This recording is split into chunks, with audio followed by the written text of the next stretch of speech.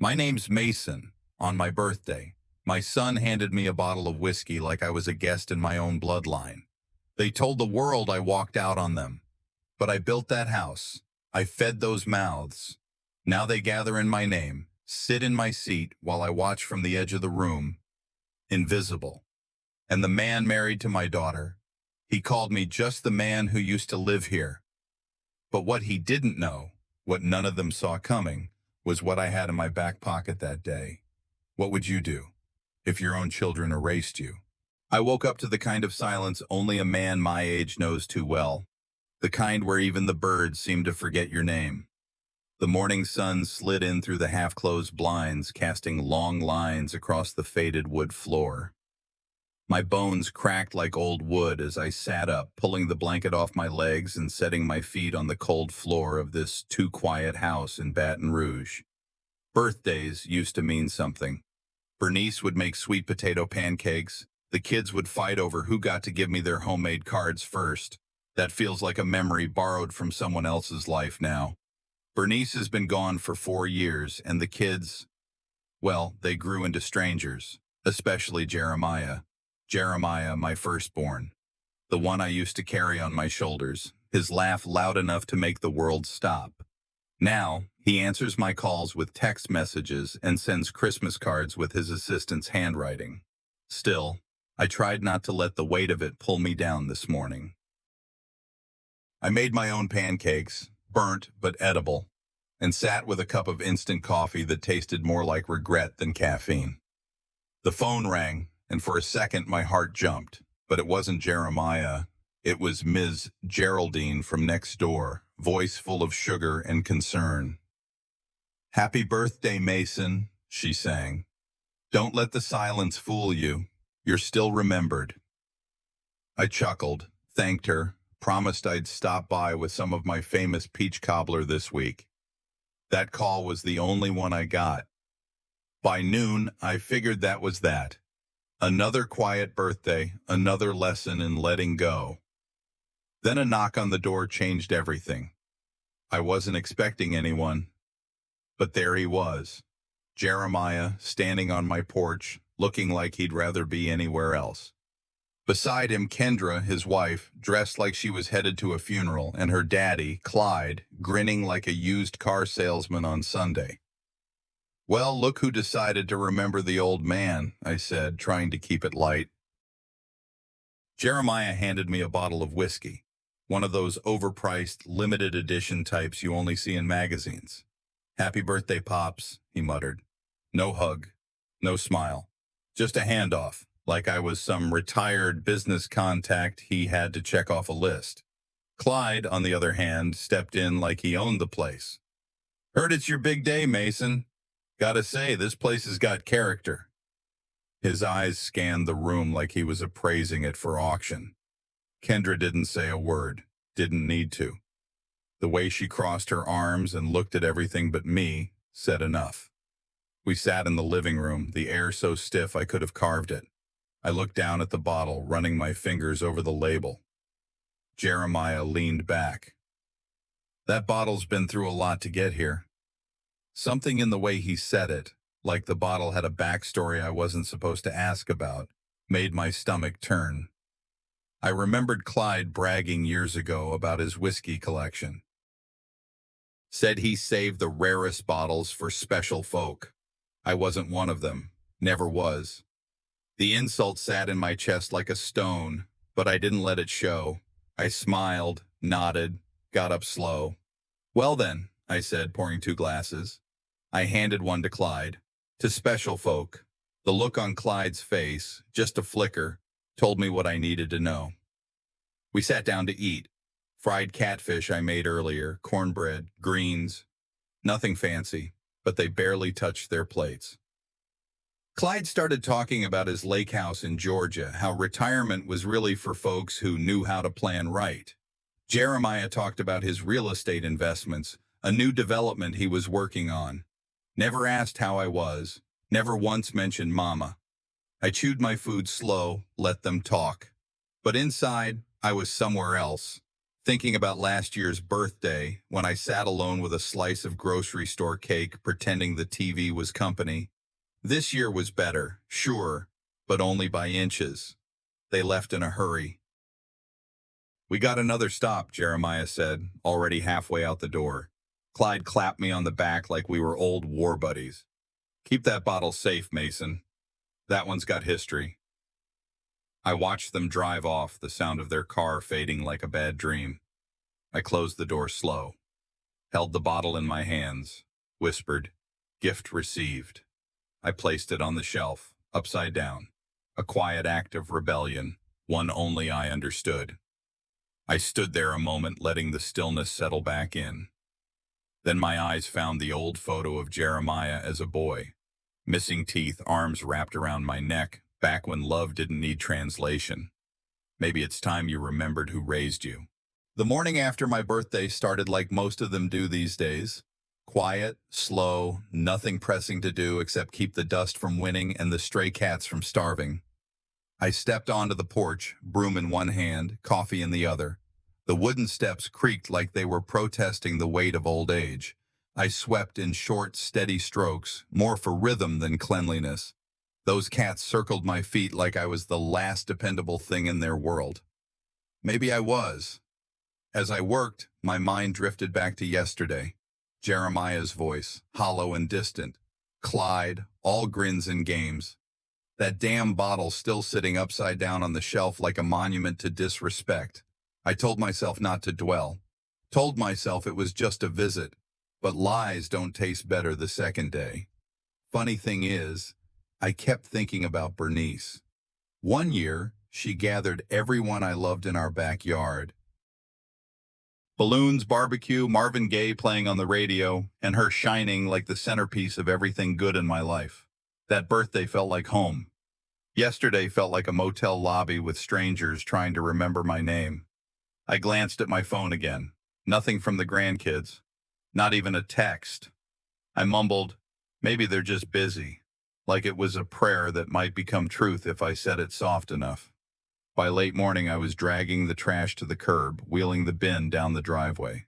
Something caught my eye, just a corner of an envelope peeking out from under a cereal box in the recycling bin. I pulled it free. My name was on it. Dad, written in Kendra's handwriting. Neat, distant. Inside was a birthday card. No signature, just a printed message that read, "Hope this year brings peace and rest." Peace and rest, huh? Felt more like a farewell than a wish. But that wasn't the part that got me. It was the sticky note attached to the card. Do not give him this. Stick to the bottle. My breath caught. My stomach dropped in a way I wasn't ready for. That card, cold as it was meant for me. And someone made a decision that it wasn't worth handing over. They gave me the bottle instead. A recycled insult dressed up as a gift. I stood there by the trash can, envelope in one hand, truth in the other. I didn't cry. Some pain don't need tears to leave a scar. I just sat on the back steps, staring at the card, like it might explain itself if I gave it time. It didn't. I heard Earl's voice in my head, like a sermon from years ago. Some folks love you less when you finally stop needing them. He wasn't wrong. I used to be the provider, the rock, the one with answers. Now I was the afterthought. I started wondering, what else have they kept from me? What else did they decide I didn't deserve to know? I called Jeremiah, straight to voicemail. I stared at the screen for a few seconds before tossing the phone on the table. No sense begging for a conversation someone don't want to have. I opened a drawer in the living room, dug out an old letter from Bernice. Her words flowed like warm honey. You are my anchor, even when the storms come. I read it slow, soaking in every line like it might stitch up something torn inside me. Next, I pulled out the notebook, the one labeled Things I Let Slide. Pages full of times I bit my tongue in the name of peace. Times I forgave what should have been addressed. I turned to a fresh page and wrote, They gave the drink, I gave the truth. I folded the card, placed it between the pages, a keepsake of insult. I didn't plan to confront Jeremiah. Not yet. Confrontation is easy. Clarity, that's the hard part. And right now, I needed clarity more than closure. I thought back to Clyde's words, the jokes he cracked, the way he watched me like a man measuring weakness. He wasn't just being friendly, he was poking, testing, pushing, and I had let him, well, no more. If they want to treat me like I'm invisible, I said to no one, I'll give them a reason to look. I stood, walked back inside, and went straight to the cabinet in the hallway. From behind a stack of old tax papers, I pulled out a small key, opened a drawer I hadn't touched in years. Inside was a USB drive, labeled in Bernice's handwriting, 1997. I held it up to the light. Let's see how deep this rabbit hole really goes. Late afternoon light spilled across the kitchen table, soft and orange like it had something to confess. I sat there, card in one hand, Post-it in the other. I'd read both a dozen times already, but they still felt like fresh cuts every time I looked at them. My thumb traced the edges of that sticky note like it might give up more truth if I held it long enough. I started thinking about the way Jeremiah avoided eye contact yesterday, the way Clyde grinned when I thanked him for a bottle that wasn't meant for me. I went over it again in my head, where they stood, who said what, how Kendra didn't speak at all. It all felt rehearsed now, not a visit, but a performance. I pulled out old cards from birthdays past, thumbing through them until I found one with the same handwriting. Kendra. Same loop on the Y, same stiff politeness. That confirmed it. She wrote that card. But someone decided I didn't need to see it. Someone wanted to send a message instead. What else did they hide from me? I muttered, almost asking the walls. I got up, walked to the hallway, unlocked the drawer where I kept things that mattered. There it was, an old cassette labeled Birthday 97. I hadn't played that thing in years. I held it like it was sacred. And suddenly it wasn't just about whiskey or some throwaway card. It was about erasure, about trying to make my history disappear. The stereo in the living room took some coaxing, but it still worked. I slid the tape in, pressed play. My voice came through, younger, fuller, raw. I was giving a birthday toast to Jeremiah. It hit me like a wave. The words poured out of the speakers. To my son, may you never forget where you come from, or who stood for you when no one else would. Then laughter. Folks calling me dad, clinking glasses, the kind of sound you don't hear in this house anymore. But halfway through, the sound cut out. Dead silence. Then it picked up again, but not from where it left off. My voice was gone, replaced by some background noise and the tail end of someone else's toast. That wasn't how I recorded it. I hit rewind, listened again. Same thing. Somebody had edited the damn tape. They cut me out. I sat there, stunned, fists clenched on my knees. So it wasn't just their actions now. It was my voice, my memory, my legacy. They weren't just disrespecting me, they were trying to rewrite me. I got up, paced the room. Every step echoed in my chest. Bernice used to say, always know your truth even when they try to rewrite it. Her voice felt closer than ever. I turned and looked at that bottle still sitting upside down on the shelf. Everything they did was deliberate. The card, the drink, now this. I grabbed a notepad from the drawer, started writing. What was removed? Who had access? Where's the master copy? I stared at the questions, then underlined the last one twice. I needed answers, not emotion, not anger, just truth. I walked back into the kitchen, opened my laptop, created a new email, no name, no subject, just one line. What did you cut? Sent it to Kendra. Minutes passed, no reply, not even a read receipt. I grabbed my phone and called Earl. Earl, I said, if someone cuts out your voice, are you still heard? He didn't even pause. Only if you speak louder the second time. I nodded to myself, didn't say goodbye, just hung up and stood there a moment longer. Back in the hallway, I pulled out every tape I had. Letters from Bernice, the old video camera, a folder of receipts and clippings. If they wanted to gaslight me into silence, they picked the wrong man.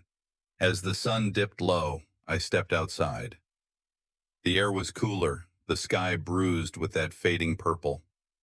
Porch boards moaned under my weight. I heard the creak of the front gate.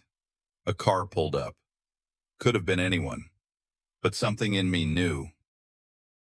I turned back into the house, walked straight to the shelf, picked up the card, the bottle, and the tape, held them like armor. "If you think you erased me," I whispered, "you forgot one thing." I slipped into the house just past dusk, the air cooler now, and felt the watch of a quiet too heavy to breathe. The hallway light was off, just the low glow from the lamp in the living room guided my steps. I paused in the doorway where the family portrait once hung, expecting shadows, but found vacuum. Nothing. The frame sat empty. My chest flattened like someone pushed in the ribs. That portrait, Christmas when my kids were small, Bernice in her red dress, smile so wide your heart ached just to look. That was history. That was memory. Tonight, none of me. I looked into the glass and saw only reflections, not a man, not a father. I moved along the wall, checking shelves and nooks. No trace. The picture was gone. In its place hung the same ornate frame, but the image, Clyde, Kendra, Jeremiah, full, bold, me omitted. I stumbled toward the locked photo cabinet in the corner. My hands shook. I opened old albums, wedding, graduations, birthdays, each page a keystroke in my life. Every photo had me in it once, until now. Toward the back was a blank sheet, ripped edges, a ghost of a page missing. Tucked between pages was a tiny slip of paper, removed by request. My throat tightened. It was not just theft, it was erasure, conscious and aggressive. My presence edited out like I never belonged there. I called Kendra. She answered on third ring. "I noticed something odd. The photo's gone," I said, trying to keep my voice calm. "That portrait, the one in your home, my image is gone." She paused. "Oh, I thought you knew. Jeremiah asked me to help refresh the gallery." Gallery, that soft word, like they sanitized it. I braced. She sighed on the line. "We wanted a fresh look. It's not about you, Dad." I steadied.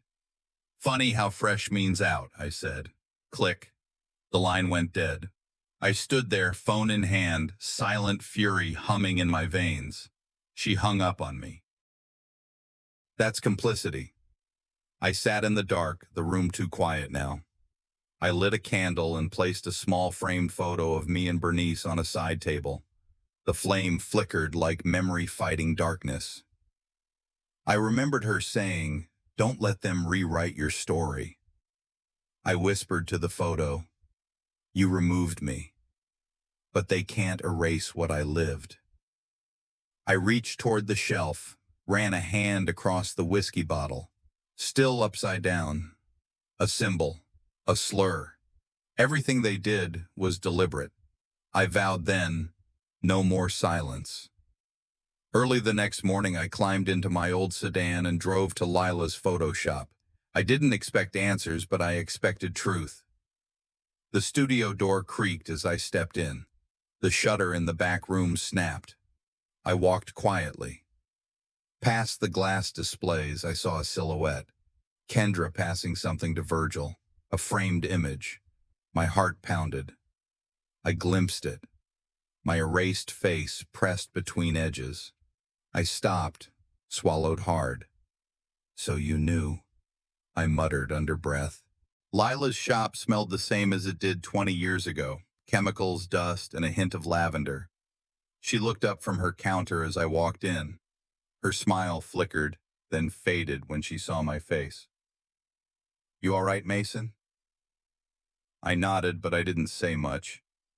Just pulled the photo from the envelope and laid it on the counter. She adjusted her glasses, took one look, and said, "That's not the original. You know that, right?" "I know. I need to see the original." She led me to the back room without another word. Drawers clacked, folders slid, and then she found it. Negatives from that Christmas portrait. We placed the original and the printed one side by side on the light box. "There," she said, pointing. Your whole section's been cropped. I didn't need to say a thing. She said it for me, soft as dust. Someone wanted you gone before you were gone.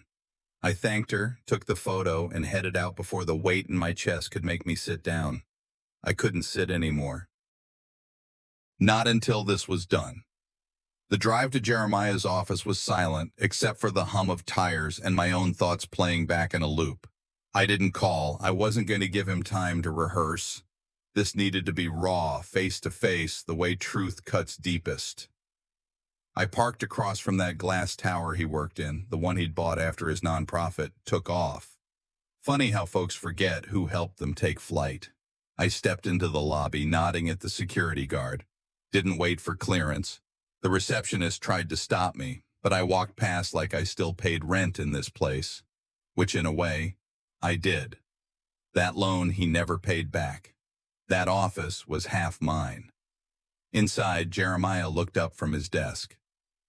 "Dad?" he said like I was a ghost. I didn't sit. Just walked up and laid the photo on his desk, original on top, cropped beneath it. "You know what this is?" He blinked. I think Kendra mentioned." "No, don't spin. Just look." He glanced down, jaw tightening. I waited. "I gave you everything," I said. "Time, work, my name. I bled for this family, and this is how you thank me? Cut me out like I never existed?" He stammered. "We didn't mean it that way. It was just a—" Kendra said, "It's not about a picture." I cut him off. "It's about respect. Something you lost along the way." I pulled the flash drive from my pocket, held it in front of him, but didn't let go.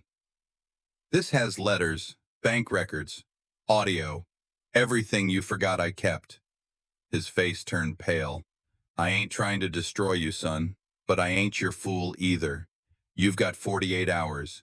You make this right, publicly. Not another whispered apology, not some behind closed doors fix. You want to be a leader in this family?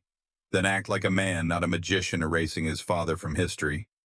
He sat frozen, eyes locked on the drive like it might bite. I slid it back into my coat. "You don't get to erase me and still call yourself my son."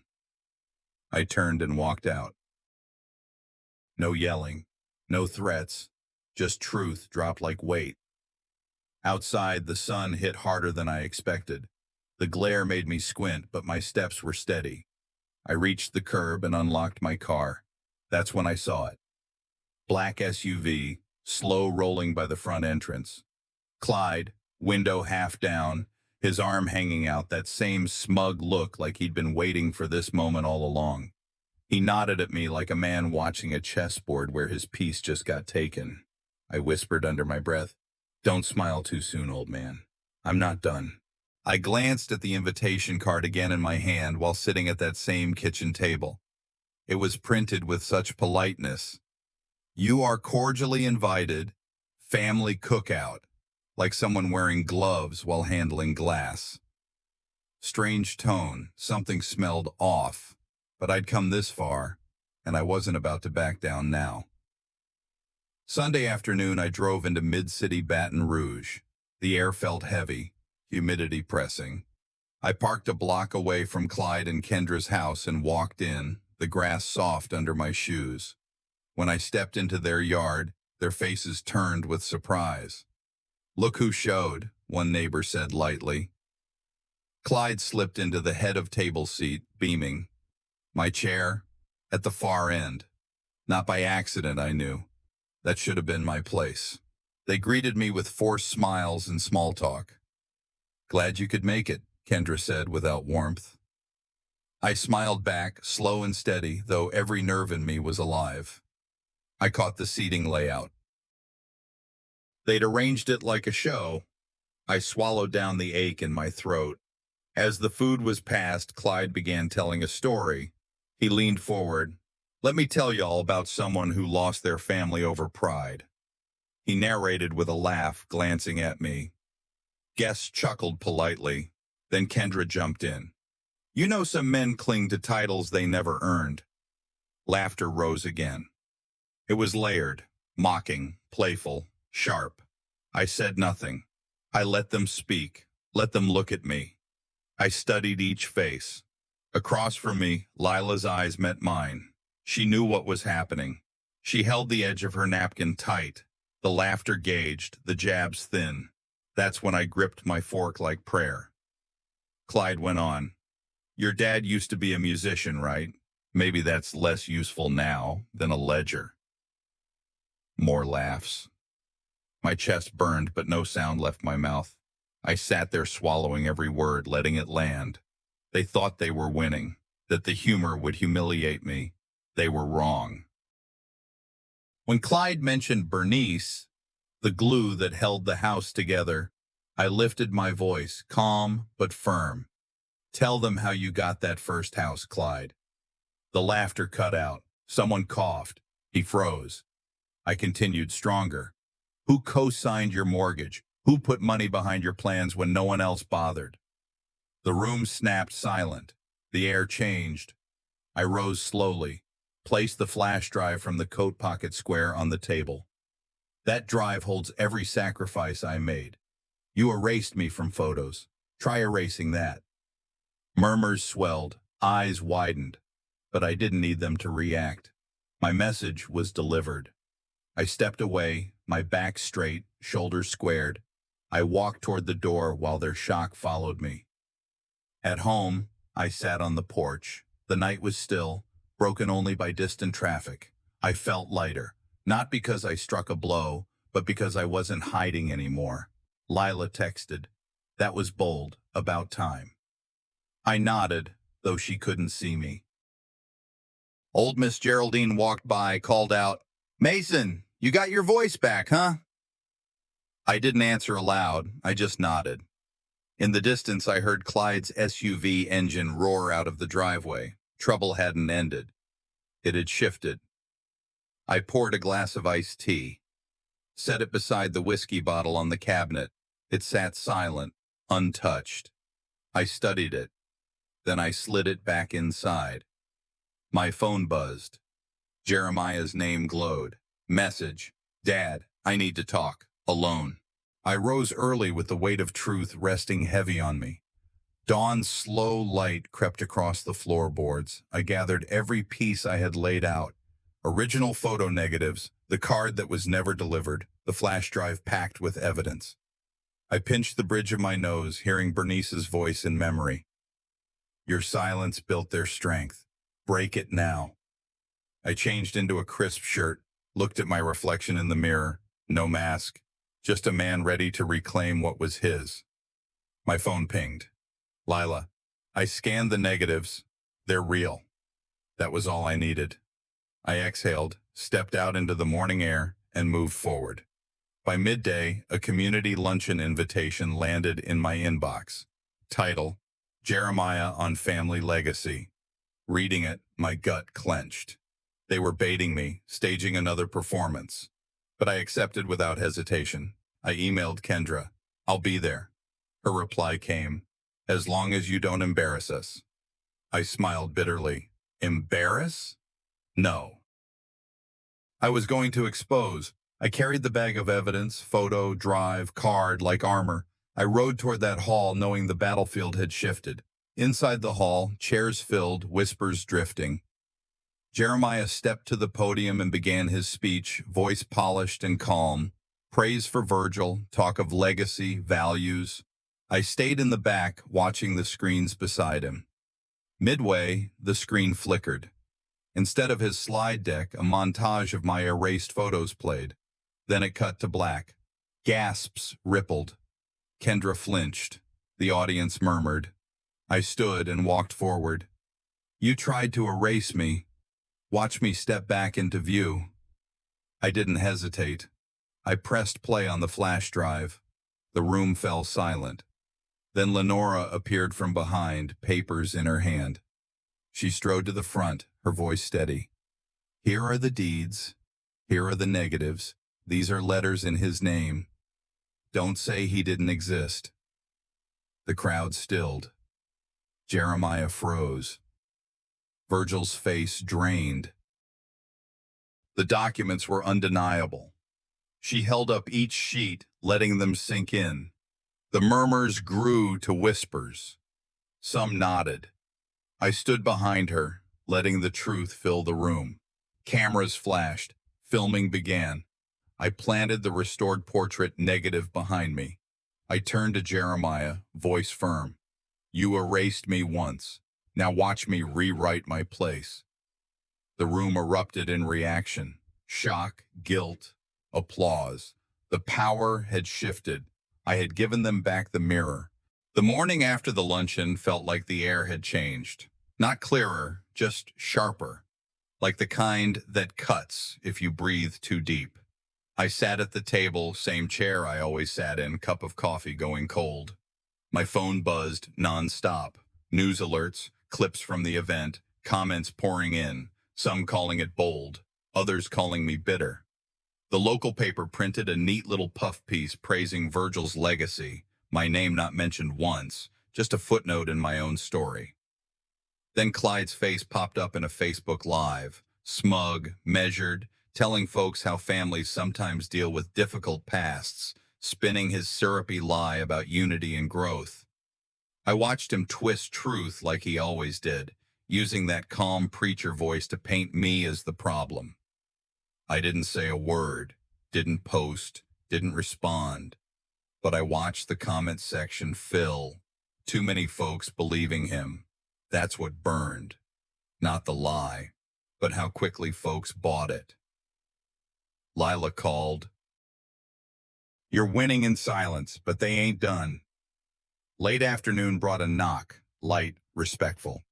I opened the door to Reverend Elkins, suit still dusty from Sunday, eyes steady. Mason, I was there. I saw what they tried to do. That ain't right. I nodded, unsure where this was going. I'd like you to come this Sunday. Speak. Doesn't need to be about the drama, just remind folks what real looks like. I didn't answer right away. I wasn't sure I wanted redemption. I wanted honesty. He added, not a show, not a sermon, just you, just truth. I told him I'd come, but only if it stayed small. He smiled. You've already drawn the crowd, brother. Now show them the roots. Sunday came quicker than I expected. Church was packed, not just members, folks I hadn't seen in years, reporters outside, town busybodies in their best coats.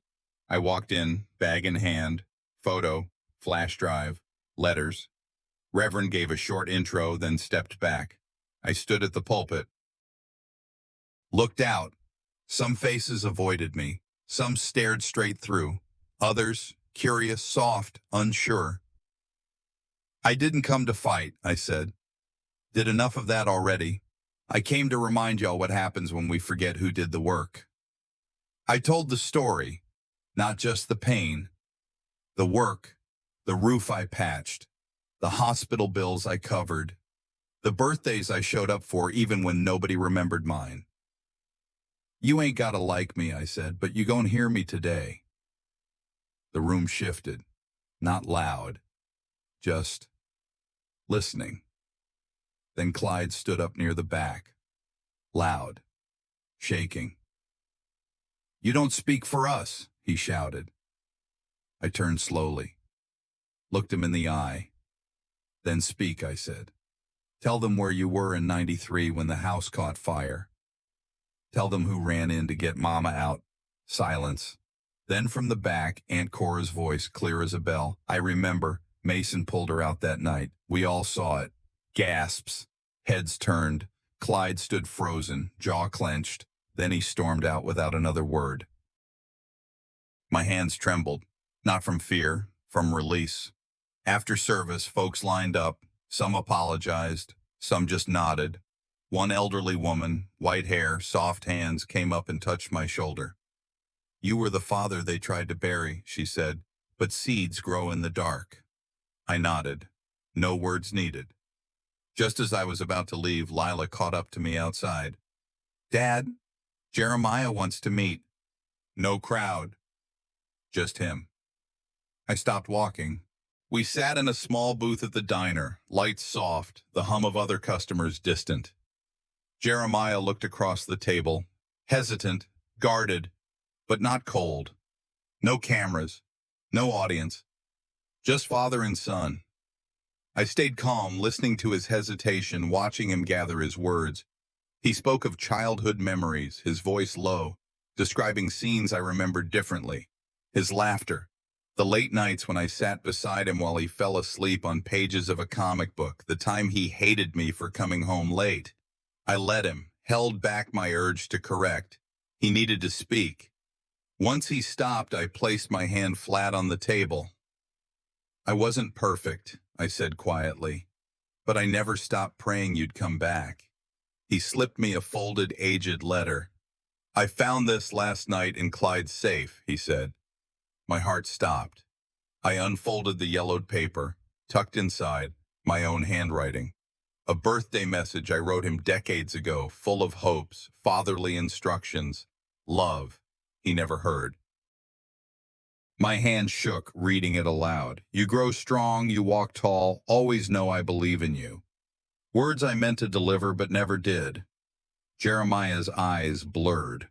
All these years, he said hoarsely, I thought you forgot me, but he made sure I never saw this. He looked away, anger and sorrow like storms in his eyes. I reached across.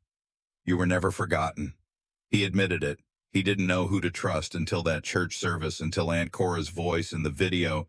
I hated you for so long. I became Clyde's mouthpiece without even realizing it. I nodded. Hurt people pass on hurt, but we ain't got to keep that chain going. We talked slow, set boundaries, made promises, not perfect ones, but honest ones. He said he'd talk to Lila. We agreed on a quiet Sunday dinner, no cameras, just voices. Back home, I placed the letter in my old Bible. I cracked a window, let fresh air in after so long breathing staled out. Lila phoned. Jeremiah told me everything. Thank you, Daddy. I didn't say much, looked out toward the street where I once walked him home from school. I thought maybe healing don't have to look like a miracle.